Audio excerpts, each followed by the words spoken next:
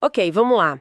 Hoje a gente vai mergulhar fundo num material que, olha, desafia uma das doutrinas mais centrais do pensamento cristão. E bota desafio nisso. Recebemos trechos de uma obra chamada A Pessoa do Espírito Santo, Triofania, que propõe uma releitura bem radical sobre quem são o Pai, o Filho e o Espírito Santo. Exato. A missão aqui é tentar entender o argumento central desse texto. Ele não fala de uma trindade de 3 pessoas, como é o comum. Não mesmo. A proposta é uma triofania, ou seja, a manifestação de um único ser divino em 3 papéis diferentes. É uma perspectiva teológica bem particular, E complexa. muito complexa. A premissa inicial já é provocadora. E se a diferença entre o pai e o filho não fosse de pessoa, mas apenas de corpo? Vamos começar a destrinchar essa ideia? Vamos lá. O ponto de partida do autor é uma afirmação que, à primeira vista, parece até simples. Ele cita a carta aos Efésios: existe um só Espírito. Só que a partir daí, toda a construção tradicional começa a ser Desmontada. exata. Exatamente. A distinção entre pai e filho, segundo o texto, seria puramente física. Como isso funciona exatamente? Bom, o que é fascinante aqui é a forma como o texto define esses corpos. O pai, ele teria um corpo espiritual, que a fonte chama de Shekinah, ou glória. Shekinah. Isso. Seria um corpo de luz, a forma como Deus se manifesta a seres espirituais, tipo os anjos.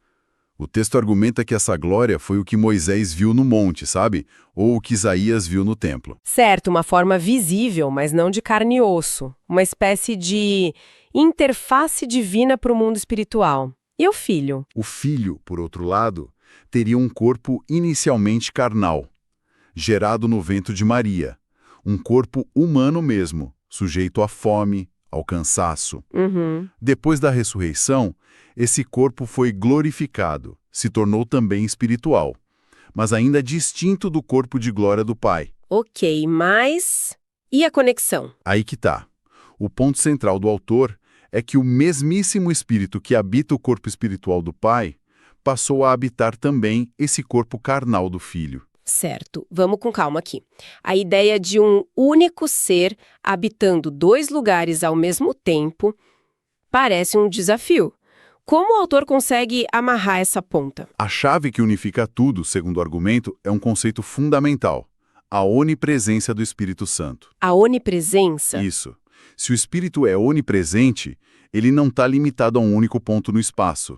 É como um sinal de Wi-Fi, que pode estar presente em múltiplos aparelhos numa mesma sala. Boa analogia. Esse único Espírito, então, habitaria ambos os corpos, o espiritual do Pai e o carnal do Filho simultaneamente. É nesse sentido que o texto interpreta a frase "Eu e o Pai somos um". Ah, então não é uma união de 2 pessoas, mas uma unidade de essência do mesmo espírito? Exatamente, uma unidade de essência. Entendi. Então, quando as escrituras falam do Espírito de Deus ou do Espírito de Cristo, segundo essa visão, não estamos falando de entidades diferentes. De jeito nenhum. Seria o mesmo e único Espírito Santo, apenas referenciado pelo corpo, através do qual ele está se manifestando naquele contexto específico. Um único Espírito, onipresente, habitando o corpo do Pai no céu, o do Filho na terra e, por extensão, em quem crê. A distinção seria de manifestação de corpos, mas a pessoa, a consciência, é uma só. É exatamente essa a tese. Essa ideia já é uma quebra de paradigma, mas isso me leva a pensar lá no começo de tudo, na criação. Como essa teoria lida com a famosa passagem de João 1? No princípio era o Verbo. A interpretação comum associa o Verbo ao Filho. E aí, é aí que o autor faz a sua jogada mais ousada. Ele basicamente diz: não é bem assim. Imagino que não. A tese dele é que o verbo, ou logos em grego, se refere diretamente ao Espírito Santo, não ao Filho. E para sustentar isso, ele se apoia em 2 argumentos principais, um linguístico e outro temporal. Ok, vamos por partes. O linguístico primeiro. O foco é na tradução, né? Sim, o autor aponta para a tradução comum. O verbo estava com Deus. Ele argumenta que a preposição com sugere duas pessoas distintas, lado a lado, sabe? Como dois amigos numa sala. Certo, uma ideia de companhia. Exato.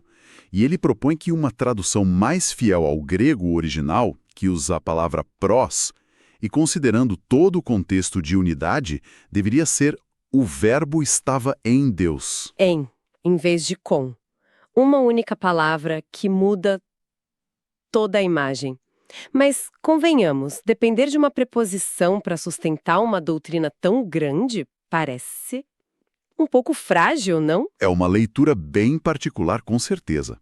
A grande maioria dos tradutores e teólogos defende com, mas o autor insiste que em reforçaria a ideia de imanência, de unidade intrínseca e não de companhia. Entendi. Ele até usa outras passagens, como a oração de Jesus em João 17.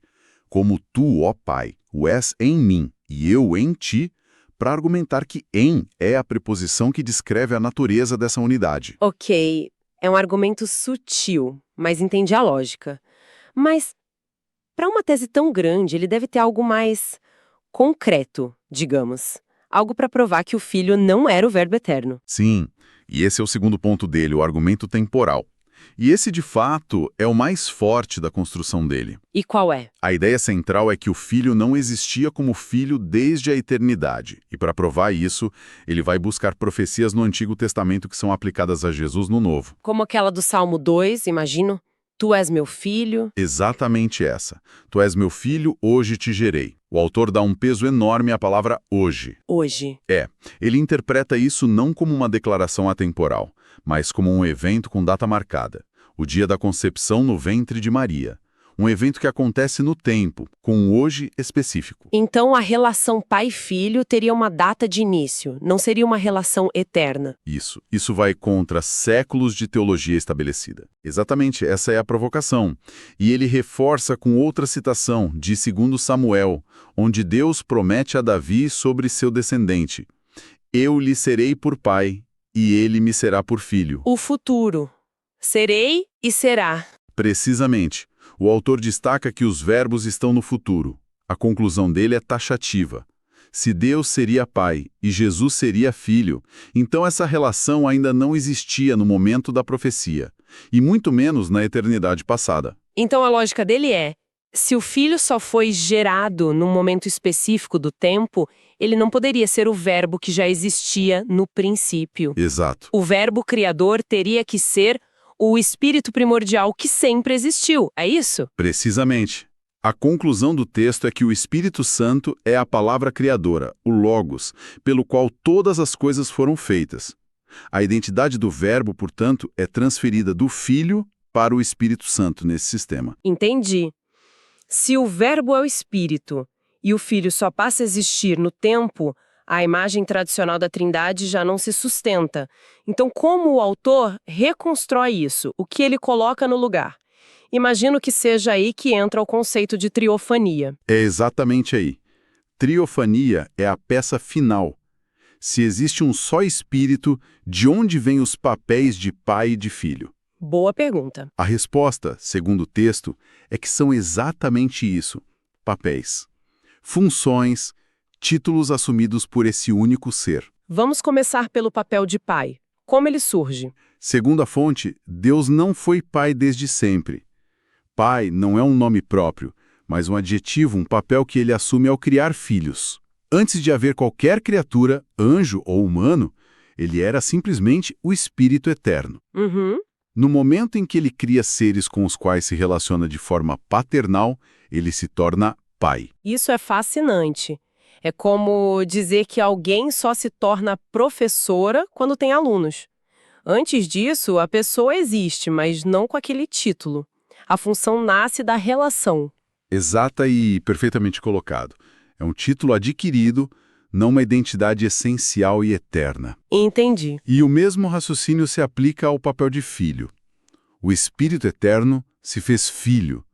O texto descreve isso como uma inversão da lei natural humana, onde um filho, eventualmente, se torna pai. E aqui é o contrário. Isso. Aqui, aquele que já havia assumido o papel de pai, por amor, para executar o plano de redenção, se manifesta no papel de filho. A manifestação no corpo de Jesus, ou Yeshua, como o texto prefere, não cria uma segunda pessoa divina. É o mesmo e único Espírito. Certo, mas e a passagem clássica de Gênesis? O façamos o homem à nossa imagem. Isso parece um diálogo claro. Como o autor lida com esse obstáculo? Ele lida com isso de uma forma, no mínimo, heterodoxa.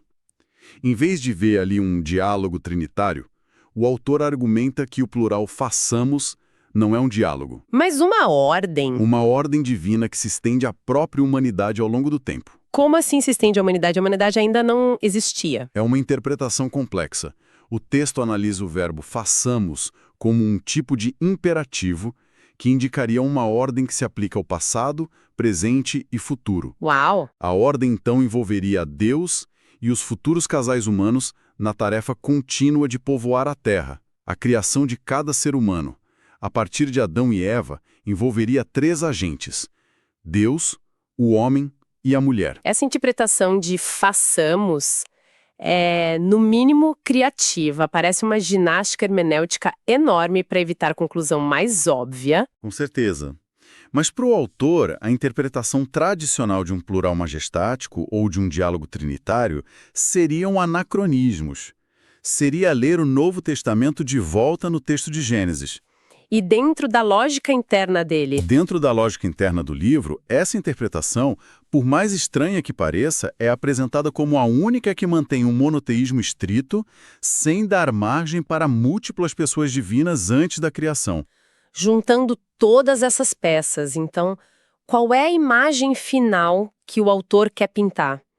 Qual o objetivo de toda essa reengenharia teológica? A conclusão é o que ele batiza de triofania. Não é uma trindade de pessoas, mas a doutrina da tríplice manifestação da única pessoa do Espírito Santo. Um único ator divino em 3 papéis. Exato. Como o Espírito Criador, como o Pai que se relaciona com as criaturas e como o Filho que executa a redenção. Ele defende que este é o verdadeiro ensino monoteísta. Ele posiciona essa visão não como uma interpretação, mas como a interpretação correta. Sem dúvida, o texto é bem assertivo. Ele posiciona essa visão em oposição direta e explícita a outras. As visões que postulam 3 seres pessoais distintos, mesmo unidos em propósito, são caracterizadas na fonte sem meias palavras como uma forma de politeísmo. Politeísmo. Adoração a 3 deuses, na visão dele. A linguagem é de confronto. Fica claro que a preocupação central do autor é a preservação de um monoteísmo absoluto. Toda a argumentação parece construída para fechar essa porta. Exatamente. Para quem busca entender diferentes correntes de pensamento, essa análise oferece uma visão fascinante de como textos bíblicos fundamentais podem ser lidos de maneiras que fogem completamente do convencional. Mostra a complexidade e a diversidade do pensamento teológico. Bom, analisamos hoje uma perspectiva realmente única. No fim das contas, o que levamos aqui é uma reviravolta completa. Os pontos que ficam são a ideia de um único espírito em corpos diferentes, a reinterpretação do verbo como sendo o próprio Espírito Santo e o conceito de pai e filho como papéis assumidos por esse único ser e não como pessoas distintas. O que essa análise ressalta de forma poderosa é como a teologia é profundamente dependente da linguagem. A argumentação toda que vimos se apoia intensamente em tempos verbais. Hoje te gerei, serei pai, será filho. Sim. E na tradução de uma única preposição, a diferença entre com e em. Isso tudo nos leva a uma questão mais ampla que vai além desse texto específico. E qual seria? Se conceitos tão fundamentais sobre a natureza do divino podem ser transformados por nuances da gramática e da tradução, como podemos ter certeza de que as verdades que sustentamos não são, em parte, um reflexo das limitações e das particularidades do nosso próprio idioma? Fica a reflexão sobre a tênue linha que separa a revelação divina da interpretação humana.